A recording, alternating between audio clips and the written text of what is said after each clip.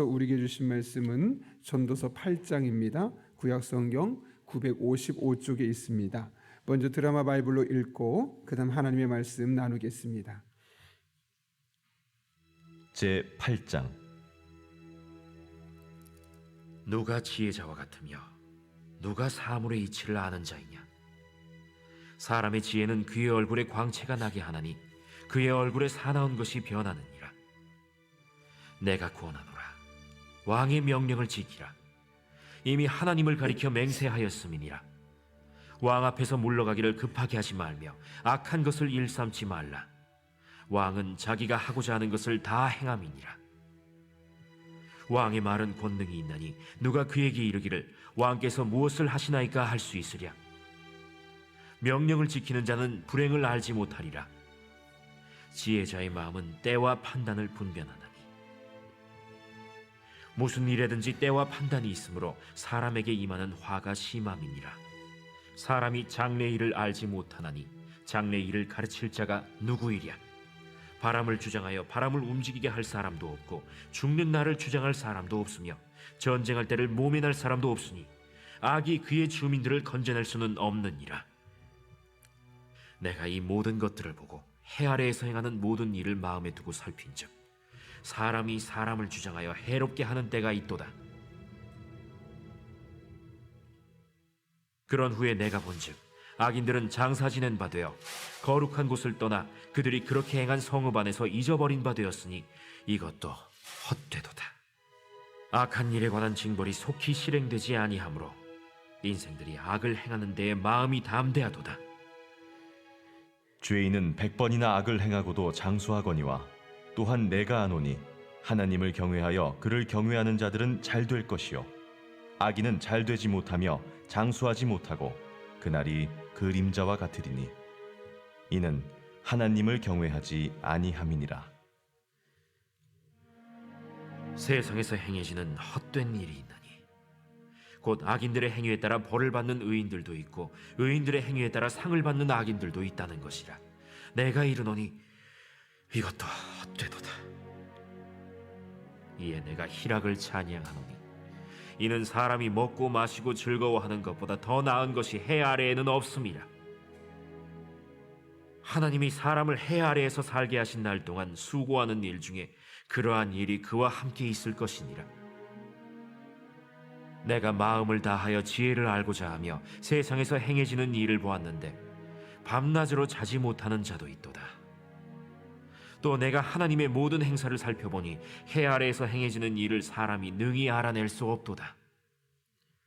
사람이 아무리 애써 알아보려고 할지라도 능히 알지 못하나니 비록 지혜자가 아노라 할지라도 능히 알아내지 못하리로다. 아멘. 하나님 말씀 나누기 앞서 교회 소식 하나 전하겠습니다. 한안수 집사님 오늘 디스크 수술이 오후에 예정되어 있습니다. 또 건강하게 수술이 잘 되고 이후에 잘 회복할 수 있도록 계속 여러분 기도해 주시기를 부탁드립니다. 어제 이어서 오늘 전도서 8장의 말씀은 지혜를 예찬함으로 시작이 되고 있음을 우리가 보고 있습니다. 특별히 지혜를 예찬하는 이유는 무엇 때문일까요? 오늘 1절을 보게 되면 그 지혜가 갖고 있는 유익이 있기 때문에 그렇습니다. 오늘 1절을 보면 지혜가 가지고 있는 유익을 두 가지를 말하는데 같이 한번 1절 읽어볼까요? 시작. 누가 지혜자와 같으며 누가 사물의 이치를 아는 자이냐? 사람의 지혜는 그의 얼굴에 광채가 나게 하나니 그의 얼굴에 사나운 것이 변하느니라. 아멘.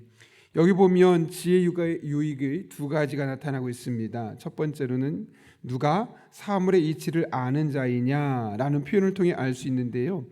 질문의 형태로 되어 있지만 이게 무슨 말이겠습니까? 본인이 지혜로운 사람이다라는 것을 이야기하면서 지혜로운 사람의 특징은 사물의 이치를 잘 아는 데 있다는 겁니다. 그렇다면 여러분 사물의 이치는 도대체 무엇일까요? 좀 쉽게 표현하면 우리가 일상생활에서 일어나고 있는 이런 삶의 원리들을 잘 아는 겁니다. 예를 들면 고통이 있을 때 그 고통의 원인이 무엇이고 그 고통을 벗어나는 방법이 무엇인지를 알아가는 것. 또 사람과 사람 사이에 갈등이 있을 때 그 갈등의 원인이 무엇인지를 정확하게 찾아내고 그 갈등을 해소할 수 있는 길을 찾아내는 방법, 이것을 비롯해서 예컨대 인간관계, 또 부모와 자녀의 관계, 또 자기의 주어진 일상을 바라보는 관계, 이런 모든 것들을 일컬어 우리는 사물의 이치라고 말합니다. 따라서 사물의 이치를 안다는 것은 무엇이겠습니까? 우리 삶에 일어나는 크고 작은 일들을 놓고 답답해하기보다는 그 삶의 현실을 신앙적으로 잘 해석하고 찾아내고 분석하고 그 안에서 답을 얻을 수 있는 사람. 그래서 이런 사람들은 자신만 그 이치를 아는 것이 아니라 그 이치를 궁금해하는 사람들에게 함께 지혜를 나눠줄 수 있는 사람으로 살아갈 수 있음을 보게 됩니다. 이것이 바로 지혜가 주는 유익임을 오늘 본문은 우리에게 말씀하고 있는 것이죠. 여러분, 우리가 이 세상을 살아가면서 답답할 때가 얼마나 많습니까? 원인을 알지 못해서, 원인은 알지만 답을 알 수 없어서 우리 현실을 놓고 얼마나 답답할 때가 많습니까? 그런데 그럴 때 우리가 사물의 이치를 아는 지혜자로 선다는 것은 우리 삶에 얼마나 크게 유익한지 모릅니다. 예컨대 이 이야기를 지금 솔로몬이 하고 있지 않습니까? 솔로몬이 왕이 되자마자 가장 먼저 겪었던 일이 무엇입니까? 한 아이를 놓고 두 여인이 와서 서로 내 아이다 라고 말하는데 누가 봐도 그 두 말이 다 맞습니다. 아무도 그 재판을 할 수 없었기 때문에 오르고 올라와서 솔로몬 왕위까지 그 재판이 와서 시작이 되었는데, 솔로몬은 짧은 순간 그 문제 본질을 꿰뚫고 명쾌한, 누구도 생각할 수 없었던 탁월한 답변을 내놓는 것을 우리가 보지 않았습니까? 이처럼 지혜의 유익은 사물의 이치를 잘 깨달아 아는 것이 있습니다. 그다음 두 번째 유익이 있습니다. 그것은 지혜는 그의 얼굴에 광채가 나게 한다라고 말합니다. 계속되는 말씀 보면 사람의 지혜는 그의 얼굴에 광채가 나게 하나니 그의 얼굴에 사나운 것이 변하느니라. 여기 그러므로 얼굴에 광채가 나게 한다는 것은 다른 말로 하면 그 뒤에 끝에 있는 얼굴에 사나운 것이 변하기 때문에 그렇다는 거죠. 여기 사나운 것이라는 것을 원문을 찾아보면 냉혹하다, 무정하다라고 단어가 쓰이고 있습니다. 그래서 이 사나운 것이 변한다는 것은 다른 말로 뭐하면 내 마음이 지금 누구보다 냉혹하고 무정한 그런 마음의 상태인데 내 안에 하나님의 지혜가 부어지면 내 마음에 있는 이런 냉혹하고 무정한 마음이 바뀌어짐을 통해서 내 얼굴 표정까지 달라진다는 거죠. 여러분, 아주 표면적으로 간단하게만 봐도 내 마음이 냉혹하고 무정한다면 다른 사람을 바라보는 얼굴의 표정이 어떨까요? 매섭겠죠. 날카롭겠죠. 신경질적이겠죠. 그런데 그런 상황 속에서 하나님의 지혜가 우리에게 부어지면 어떤 일이 생기냐면 얼굴 표정이 달라진다는 겁니다. 사나웠던 표정, 무서웠던 표정, 냉혹해 보였던 그 표정들이 변하게 되어 있다는 거죠. 그런 의미에서 지혜는 사람의 얼굴을 변하게 만들어서 그의 얼굴이 결국 광채가 나게 만든다는 거죠. 감정을 잘 다스리고 얼굴 표정까지도 살아나게 하는, 달라지게 만드는 것이 이 지혜가 주는 큰 유익 중에 또 다른 하나라는 겁니다. 물론 우리가 지난주까지 잠언서를 쭉 읽어오면서 지혜가 주는 유익들이 얼마나 많은지를 우리가 살펴봤습니다. 그런데 오늘 본문 1절에서 말하는 두 가지 지혜는 우리의 삶에 아주 밀접하면서 아주 크고 유익한 그런 지혜들임을, 요소들임을 보게 됩니다. 사물의 이치를 알아가는 것, 또 내 마음과 감정을 잘 다스려서 얼굴 표정까지 변화될 수 있는 것. 이처럼 지혜는 인간의 삶에 매우 실제적이고 유익하다는 사실을 오늘 본문은 우리에게 말씀하고 있는 것이죠.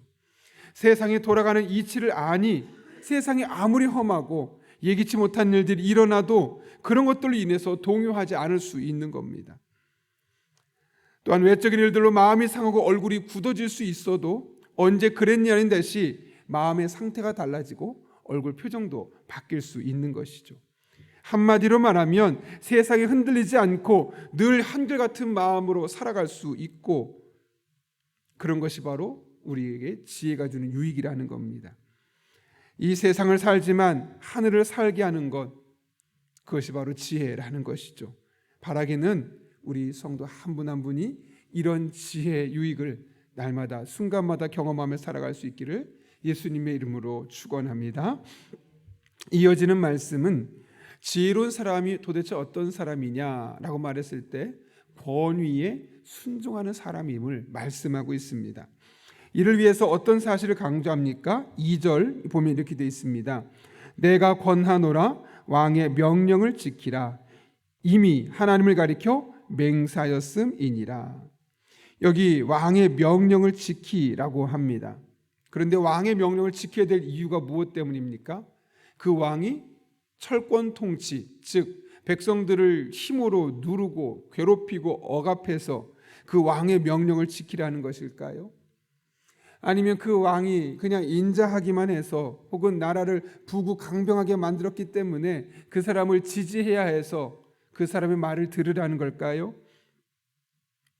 그렇지 않죠. 그 뒤에 보면 이미 왕이 하나님을 가리켜 맹세했기 때문이다 라고 말합니다. 여기 맹세하다라는 말 무슨 의미일까요? 왕이 하나님을 가리켜 맹세했다는 말은 통치자에 대한 맹세로서 하나님 앞에서 하나님 면전에서 내가 서약했다는 겁니다. 내가 하나님을 잘 따르겠습니다. 내가 왕으로서 이 세상을 다스리되 내 욕심을 채우거나 나의 어떤 이기적인 관심 때문에 내가 왕위를 지키는 것이 아니라 하나님께서 원하시는 방식으로 이 땅을 이 세상을 다스려 가겠습니다라고 그 사람이 맹세했기 때문에 그 사람의 말을 들어주라는 것이죠. 3절 말씀은 어떻게 말합니까? 같이 한번 읽어볼까요? 왕 앞에서 물러가기를 급하게 하지 말며 왕은 자기가 하고자 하는 것을 다 행함이니라. 여기 두 가지를 하지 말라고 하죠. 왕 앞에서 급하게 물러가지 말며. 왕 앞에서 급하게 물러간다는 것은 무엇일까요? 왕이 하는 일이 마음에 안 드는 겁니다. 그래서 내게 맡겨진 일이 있는데 나 그거 하기 싫어, 꼴 보기 싫어 하고 나 이제 그만할래 뒤로 쓱 빠지는 행위. 자기 직무가 있음에도 불구하고 그 자기 직무를 포기하고 충성을 다하지 않는 모습을 일컫는 것이고 그렇게 하지 말라는 겁니다. 또한 악한 것을 일삼지 말라라고 말하는데 이것은 왕에게 반대해서 반역을 하는 일을 말하는 겁니다. 4절은 한마디 더 합니다. 왕의 말에 대하여 어떻게 합니까? 권능이 있나니 누가 그에게 이르기를 왕께서 무엇을 하시나이까 할 수 있으랴. 왕의 말에 대해서 반대하지 말고 순종할 것을 말씀하고 있는 것이죠. 여러분 이렇게 2절과 3절과 4절에서 왕에 대해서 우리가 어떤 태도를 취해야 될지를 이야기하고 있습니다. 그럼 도대체 이것이 무엇을 의미하는 걸까요? 그 왕의 권위를 인정하라는 것이죠. 아니 인정하는 정도를 넘어서서 그의 왕의 권위를 존중할 뿐만 아니라 그의 의견에 순종하는 그런 삶의 태도가 필요함을 말씀하고 있는 겁니다. 문제는 오늘날 우리가 살아가고 있는 이 시대에 왕이 없다는 겁니다. 그렇다면 여러분 여기서 왕을 오늘날 이것을 우리가 어떻게 적용할 수 있을까요? 왕이 없는데 굳이 왕정제도를 만들라는 걸까요? 물론 유럽의 몇몇 국가들은 아직 여왕 혹은 왕이 있습니다. 일본도 천황제도가 살아 있습니다. 그렇다 여기 본문에서 말하는 그걸 보면 우리 또 다시 왕정제도로 돌아가는 것을 이야기하는 것이 아님을 분명히 알 수 있습니다. 하나님께서 세우신 권위, 하나님께서 세우신 그 위치에 있는 사람들을 의미하기 때문에 그들을 좀 더 오늘날의 말을 표현을 한다면 각 공동체의 리더라고 말할 수 있을 것입니다. 이에 대해 사도 바울은 로마서 13장 1절에서 이렇게 말하죠. 각 사람은 위에 있는 권세들에게 굴복하라. 권세는 하나님께로 나지 않음이 없나니 모든 권세는 다 하나님이 정하신 바라. 다시 말하면 여기서 왕은 위에 있는 권세를 말하는 것이고 한 나라를 다스리는 리더를 의미하는 것이죠. 오늘날로 말하면 한 나라를 다스리는 대통령이 될 수 있고 한 기관을 다스릴 수 있는 지도자가 될 수 있음을 말씀하고 있는 것이죠. 그런 권세들은 하나님께서 주신 권세라고 말씀하고 있는 겁니다. 권세의 근원이 하나님께 있다는 것이요 권세를 거부하는 것은 곧 하나님의 권위를 무시하는 처사임을 말씀하고 있는 겁니다. 그러므로 하나님께서 세상을 주관하시고 권세자를 세우시는 것 또한 하나님의 작정하심을 인정한다면 우리는 철저하게 권위를 인정하고 이를 받아들여야 한다는 겁니다. 여러분, 그렇다면 잘 못하는 권세자, 힘은 갖고 있는데 그 힘을 가지고 바르게 쓰지 아니하고 백성들을 괴롭히고 자기 이득만을 추구하는 그런 왕 혹은 그런 권세자들, 그런 리더들은 우리가 어떻게 해야 될까요? 그럴지라도 순종해야 하는 것일까요? 그렇지 않죠. 오늘 본문 2절을 말씀을 보십시오. 왜 왕의 말씀을 지켜야 합니까? 그가 하나님 앞에서 맹세했기 때문이라는 겁니다. 그가 그냥 왕이기 때문에, 그가 그냥 대통령이기 때문에, 그가 한 교회 그냥 한 기관의 목사고 그가 대표이기 때문에, 그 권위가 하나님께서 주신 것이기 때문에 무조건 그에게 순종하라고 말씀하지 않습니다. 그가 하나님 앞에서 맹세했기 때문이다. 쉽게 말하면 내가 하나님의 법칙대로, 하나님의 원리대로 이 세상을 다스리고 사람 앞에 나서겠습니다. 이런 삶의 자세를 갖고 있는 왕에 대해서 순종하고, 그가 하는 정책이 내가 썩 마음에 들진 않더라도 그의 정책을 이룰 때까지 그를 위해 함께 일하고, 그를 배반하거나 배역하는 일을 하지 말라라고 말씀하고 있는 것이죠. 하나님을 통치 이념으로 이 세상을 세우려 하는 사람들, 그런 왕이라면, 그런 지도자라면, 그런 리더라면 적극적으로 서포트하고 그를 뒤에서 도와주라는 겁니다. 좀 헷갈릴 수 있다면 이런 거겠죠. 여러분이 만약 오늘날 러시아 국민이라면 푸틴 대통령이 하는 정책들에 대해서 어떻게 하는 것이 정상이겠습니까? 이것도 하나님께서 이 러시아 이 대통령 세운 거 하나님이 그에게 정하신 거니까 그가 우크라이나를 침공하면서 사람들 죽이는 거에 대해서 뭐 당연한 거지, 뭐 하나님이 그 사람을 통해 우리에게 하게 하신 일 아닐까? 그렇게 하는 게 옳을 걸까요? 실제로 얼마 전에 러시아 정교회 대표가 푸틴 대통령을 지지한다는 성명을 내서 수많은 기독교 지도자들에게 지탄을 받은 바가 있습니다. 푸틴이 지금 하고 있는 행동들을 보게 되면 그것이 과연 하나님 나라에 통치받는 방법이냐? 거짓말을 시켜서 백성들을 선동시키고 자기의 정치적인 야욕을 이루기 위해서 국민들을 이용하고 죽게 만드는 일, 국가의 국력을 낭비시키는 일, 겉으로 볼 때는 우리 국민들을 해방하는 것처럼 보이지만 실상은 전혀 그렇지 않음을 우리는 볼 수 있습니다. 물론 그 뒤에 복잡한 또 다른 정치적인 역학관계가 이미 오래전부터 있었음을 우리는 알고 있지만, 그가 하고 있는 모습들을 보게 되면 하나님께서 이 시기에 푸틴이라는 사람을 그곳에 세우기도 했겠지만 그 땅에 살고 있는 종교 지도자들과 기독교인들은 전혀 다른 삶의 모습을 선택해야 됨에도 불구하고 그렇게 하지 않는 모습을 보게 됩니다. 아니, 어떤 것이 진실인가, 그 말이 맞는가 그렇지 않는가도 알려고 하는 노력조차 하지 않고 그냥 TV에서 말하는 대로 믿는 백성들의 모습을 보면 얼마나 무지한지 모릅니다. 여러분, 그렇다면 오늘 우리 시대, 이 우리나라를 살아가고 있는 우리는 어떤 삶을 살아야 되겠습니까? 마찬가지 아닐까요? 지도자들이, 리더가 정말 하나님께서 원하시는 방법으로 이 세상을 다스리고 백성을 다스리고 하고 있는지를 살펴보아야 합니다. 언론이 말하고 있는 것이 진짜인지 아니면 거짓말인지를 그 원인을 명확하게 알아야 합니다. 아니면 속을 수밖에 없죠. 그런 의미에서 우리 그리스도인들은 누구보다 정치에서 벗어나야 하지만 또 한편에서는 누구보다 정치적이어야만 합니다.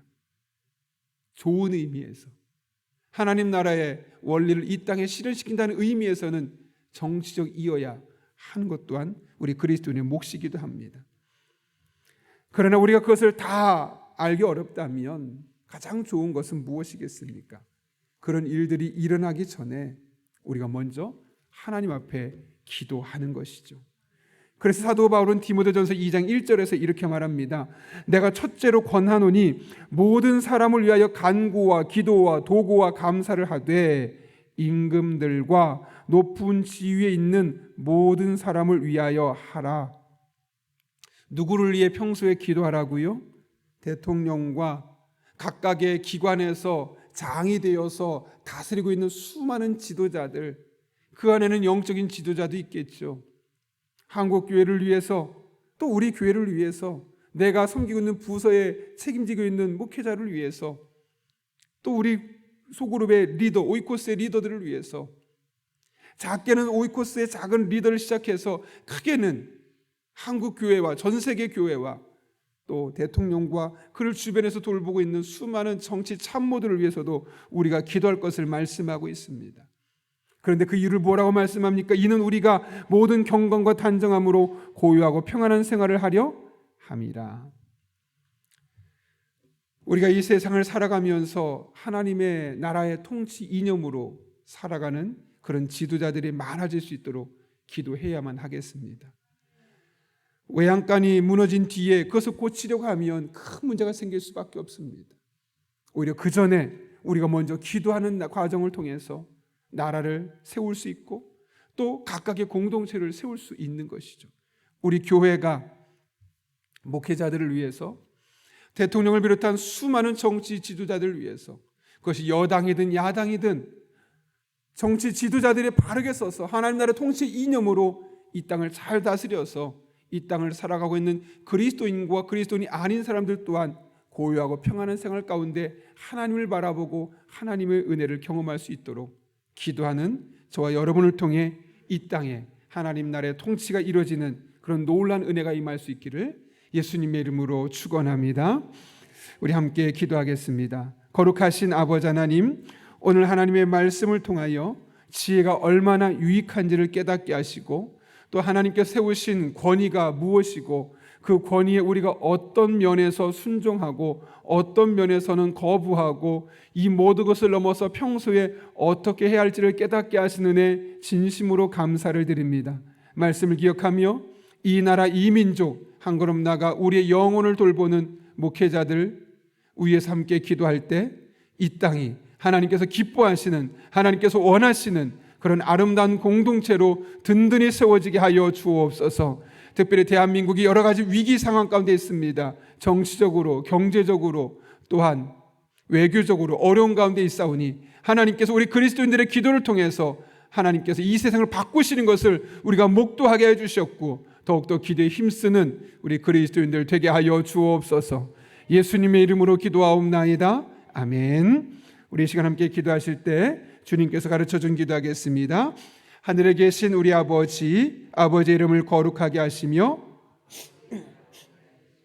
아버지의 뜻이 하늘에서와 같이 땅에서도 이루어지게 하소서. 오늘 우리에게 일용할 양식을 주시고 우리가 우리에게 잘못한 사람을 용서해 준 것 같이 우리 죄를 용서하여 주시고 우리를 시험에 빠지지 않게 하시고 악에서 구하소서.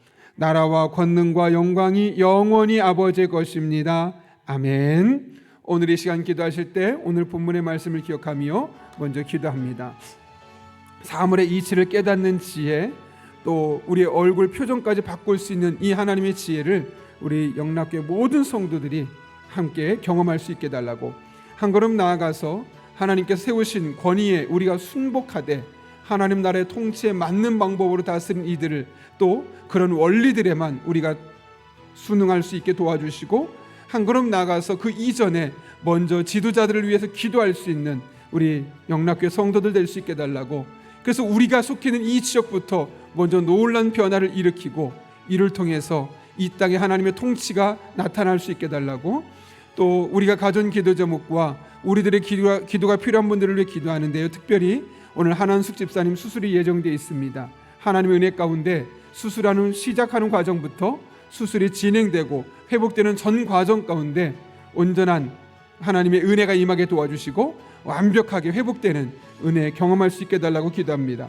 한 걸음 나아가서 오늘 성령으로 충만하게 하시고 마땅히 기도할 바를 알게 해주셔서 모든 것을 합력해 선을 이루시는 하나님을 경험할 수 있게 달라고, 우리의 가정의 사랑을 하나 되게 하시고 서로 신뢰하고 의지하는 행복한 가정 될 수 있게 달라고, 코로나로 인해 막혀있던 선교의 문이 다시 열려지게 도와주시고, 우리가 또 중보기도 팀원들이 오늘 기도할 때 그들의 삶에 복을 더하시고 그들의 기도를 통해 오늘 또 응답을 경험할 수 있게 달라고, 또 사회 곳곳에서 전쟁과 가난으로 인해 아파하는 이들 위로해 주시고 사회 약자들이 이해받고 서로 마음을 헤아리는 나라 될 수 있게 달라고, 오랜만에 중보기도 팀이 야외로 나가게 됩니다. 오고 가는 길 안전하게 지켜주시고 온전한 쉼을 통해서 또 다음 주부터 교회를 위해서 성도들을 위해서 기도할 수 있게 해주시고 그 중보기도 팀원들의 삶을 축복해달라고 또 여러분이 가져온 기도 제목을 가지고 이 시간 주님의 도우심을 구하며 간절한 마음으로 함께 기도하겠습니다. 거룩하신 아버지 하나님, 오늘도 우리를 불러주신 데 감사합니다. 하나님을 바라보고 찬양하며 의지하며 온전한 마음으로 믿음의 길을 걸어가기를 원합니다. 복의 복을 더하시고 은혜와 능력으로 친히 함께 해주셔서 하나님 앞에 온전한 모습으로 영광을 드릴 수 있는 우리 성도들 되게 하여 주옵소서. 특별히 우리가 사물의 이치를 깨달아 알아가게 해주시고 우리 얼굴의 표정이 어려운 가운데 다양한 시련과 아픔과 근심 속에서